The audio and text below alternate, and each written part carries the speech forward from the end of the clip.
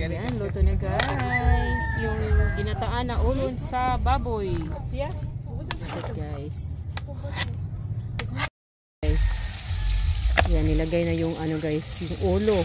Ulo ng baboy. Unsa gani siya? Unsa gani siyang luto gani? Ginataang ulo ng baboy. Ay, ginataan ng ulo. Lagyan ng gata guys. So, may twist na naman to guys. So, another dirty kitchen guys. Sa mother ko to guys. Ayan, look at guys. So, Probinsya talaga guys.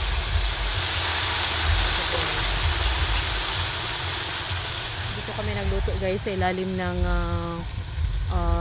puno sa ano guys, Miracle. So lahat yan mga ulo. Part sa ulo yan. Lahat. Ayan.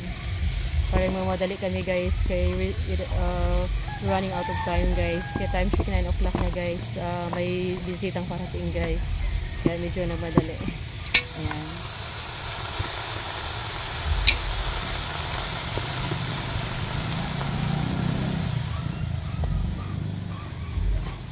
Tubig subaw asa.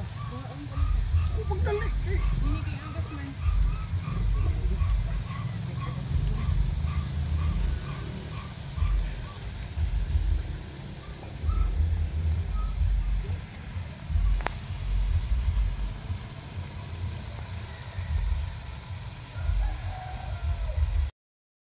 Pagkatapos ginisa guys, lagyan ng tubig.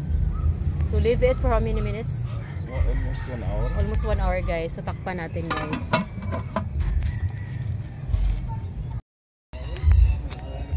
So gi-add na yung video.